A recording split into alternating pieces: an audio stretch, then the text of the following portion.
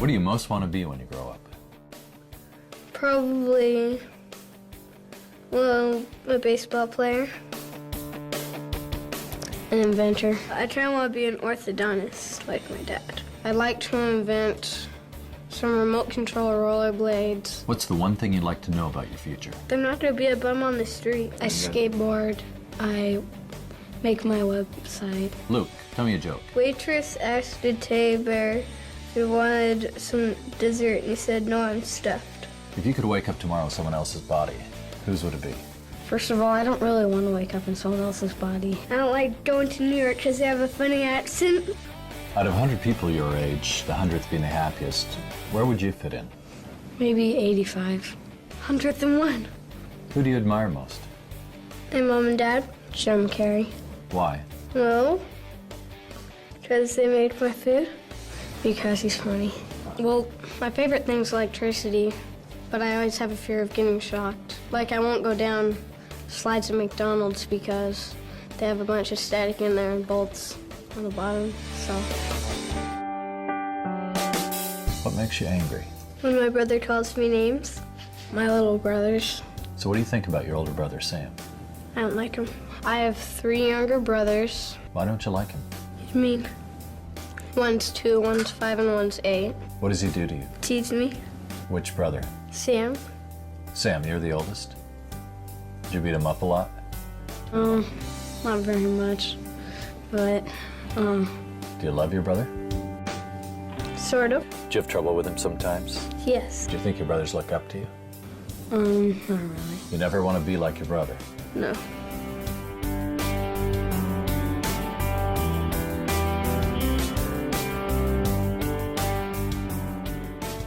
You know the question I always have to start out with, what do you want to be when you grow up?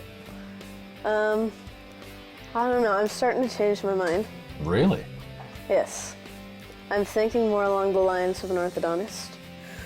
Sports announcer. Because an inventor might be kind of hit or miss. Do you have a girlfriend? No.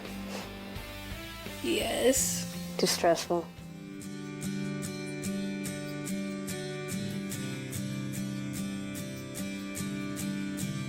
What's the most difficult thing about your relationship with Sam? He solves things by hurting me. Ideally, how would you like to relate to Sam? Better. How could you do that? Tried everything. Next question I'm going to ask you is, what do you really care about now? What's the most important thing to you in the world? Do you like who he is? Sort of. Probably my family. It's important. If you could say something to Sam directly, what would you say to him? I think we have a pretty close family. I just want to see how our relationship would have changed in 10 years.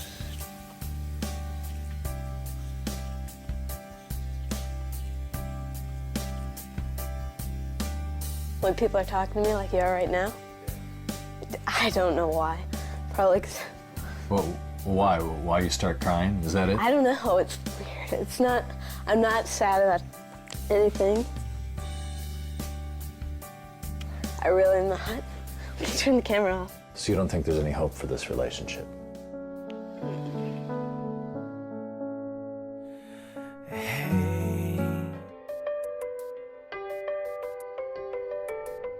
So Sam, what are your chances going into the election?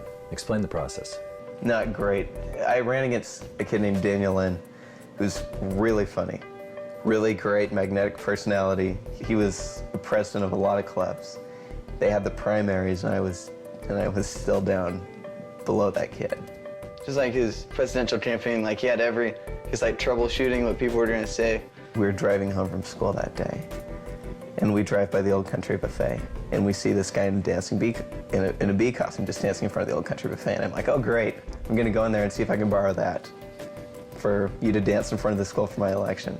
Looks like, Sam, that's the stupidest idea I've ever heard. And then his presidential campaign, we hit it off.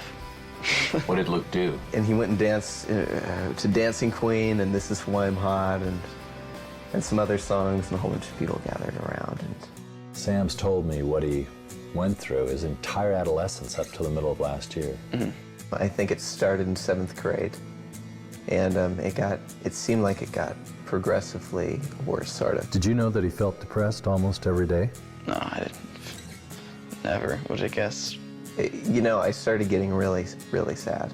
I knew he wasn't the happiest kid in the world, but I didn't think that it was that bad at all. I think I just felt, you know, kind of lonely, and I went to a psychologist 1 or 2 times, and I talked to him about it, and he said that it sounded like a chemical thing. I went on sort of a reading binge. I read all kinds of books. I read Napoleon Hill's books, and I listened to this Tony Robbins series, which I'm kind of embarrassed about, but it actually really did make a difference. But yeah, I took medication sophomore year for my ADD, and it helped a little bit. But in the end, you said you didn't like the way it made you feel? Well, no, I didn't like the way it made me feel, and I felt like I wanted to own it, and I felt like it was the medicine was the reason that I was doing well, you know. It came to a point, if I stayed where I was, where I'd be in 5 years, and where I'd be in 10 years, 20 years, 50 years, and it was scary. Like, he tried to put on a false image that he was, you know, just fine. And the coolest part about it is it took 5 minutes to make that decision. I mean, I could have years, it was years of being depressed.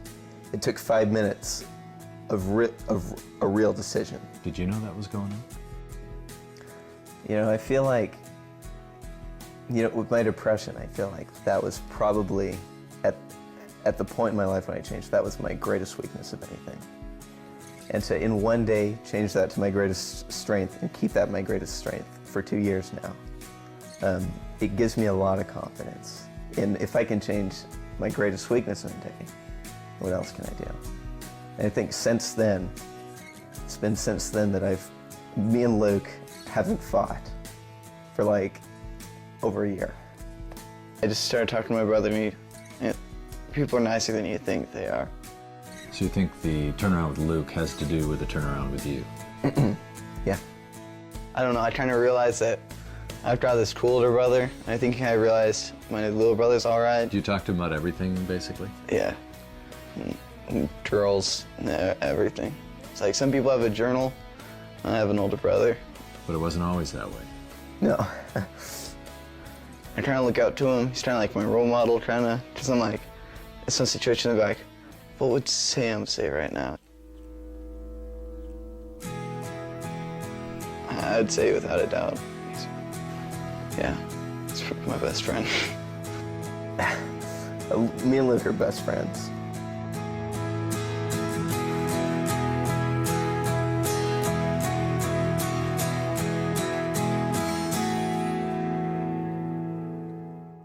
Are you gonna have a hard time when Sam leaves on his mission?